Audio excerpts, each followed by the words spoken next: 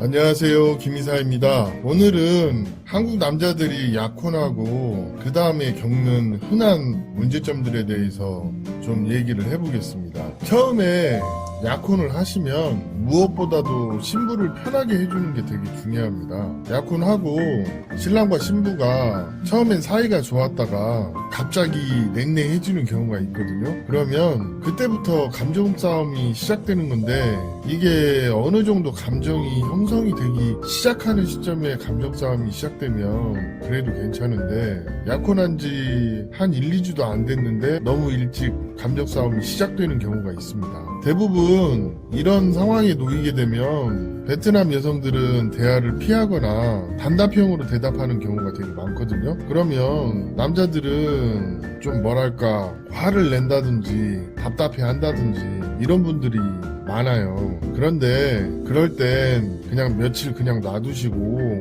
아침 저녁으로 안부 인사 정도 하는 게 어떻게 보면 좋거든요. 그냥 여자들은 어떤 면에서 보면 화가 났을 때 그냥 좀 놔두면 누그러드는 그런 게 좀 있습니다. 그렇기 때문에 신부가 화가 났을 때는 자꾸 보채지 마시고 때로는 한 며칠 그냥 놔두면 괜찮아지는 경우가 많이 있으니까 이거 참고하시면 좋을 것 같습니다. 그리고 두 번째로, 한국 남자들이 약혼을 하고 한편으로는 이 사람이 내 사람이 됐다는 생각을 좀 하는 경향이 있어요. 예를 들어서 약혼한 지 한 1, 2주도 안 됐는데 이거 하지 마라, 저거 하지 마라 요구사항이 참 많은 경우가 있거든요. 그러면 상대 입장에서는 그 남자가 아무리 좋아도 이걸 간섭이나 구속으로 받아들일 수도 있다는 생각을 못 하시는 분들이 많더라고요.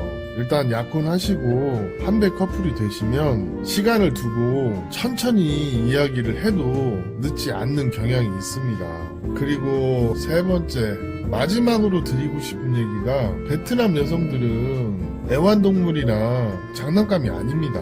온전한 인격체로 대해주셔야 돼요.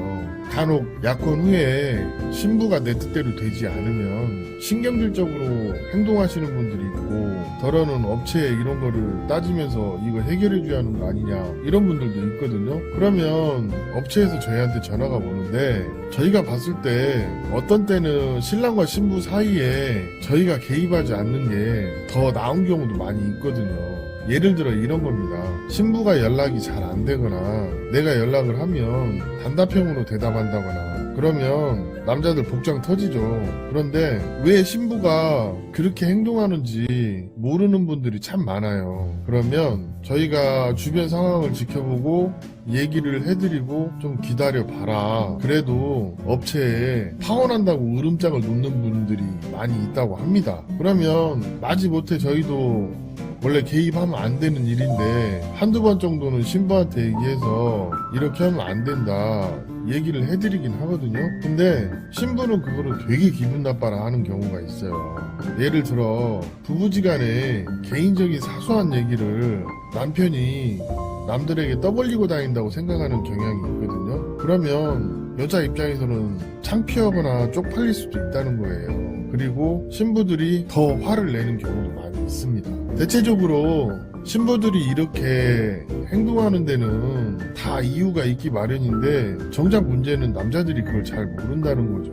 대체적으로 신부가 삐져 있으면 저희가 해드리고 싶은 얘기가 뭐냐면, 그냥 한 며칠 놔두세요. 한 일주일도 좋고 2주일도 좋고 밀당할 때는 밀당하셔야 돼요. 그래야 그게 잡히지, 신부가 연락 안 한다고 해서 안절부절 못하고 이거 해결을 다른 사람에게 바라면 장기적으로 보면 결혼 생활이 안 될 수도 있어요.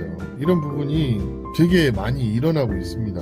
사실 한배 커플들의 감정 싸움을 업체가 대신 해줄 수는 없어요. 더러는 저희가 개입해서 문제가 있는 경우, 이 정도면 좀 심하다 싶으면 개입해서 풀어드리기도 하는데, 대부분 그렇게 하면 신부가 좀 위축이 되는 경향이 있어서 제가 보기에는 신부가 좀 누그러지고 마음을 열 때까지 기다려주는 여유가 약혼 초반에는 굉장히 필요합니다. 근데 그 잠깐을 못 참는 분들이 생각보다 많거든요. 사실 남녀 사이의 영역은 대화와 시간이 해결해주는 영역이 많습니다.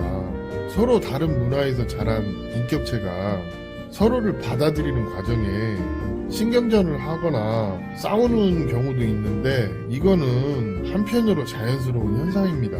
남녀관계가 가불관계나 우격다짐으로 해결되는 것이 아닌데 연애 초기에 신부가 삐져서 잠시 연락에 소홀하다고 해서 그게 신부에게 문제가 있다고 보긴 어렵습니다.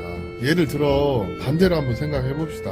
상대를 쥐어짠다고 해서 과연 그 사람의 마음을 얻을 수 있을까요? 결코 그렇지 않습니다. 때론 마음을 비우고 느슨하게 대해주고 그런 것이 한편으로는 배려이기도 합니다. 제가 드리고 싶은 얘기 중에서 이런 얘기를 한번 해드리고 싶어요. 약혼하시고 신부를 손으로 쥐려고 하지 마시고 울타리가 한번 되어줘 보세요. 그러면 그게 결과적으로 좋은 결혼 생활에 초석이 되기도 합니다. 저도 어렸을 때는 몰랐지만 나이가 이제 50이 되어 가니까 이런 것들을 좀 알겠더라고요. 제가 대체적으로 이런 얘기를 제 주변에 있는 친구들하고 종종 하기도 하는데 여자 사람 친구들이 대체적으로 맞다고 합니다. 어렸을 때는 남자도 그렇고 여자도 그렇고 치기 어린 경향이 강하기 때문에 그럴 수 있다는 거예요. 특히나 베트남 국제결혼에서는 나보다 한참 어린 신부와 결혼을 하기 때문에 신부들이 자주 삐지거나 조금 이기적으로 행동한다거나 이런 부분을 좀 받아주면서 신부 마음을 얻으면 시간이 지나면 상황 역전이 됩니다. 그러고 나서 신부가 나를 더 좋아하기 시작하는 시점에 그때부터 하나씩 대화를 하면서 내 사람으로 만들어가는 지혜도 필요한 게 베트남 국제결혼인 것 같습니다. 오늘 이야기는 여기까지 하겠습니다.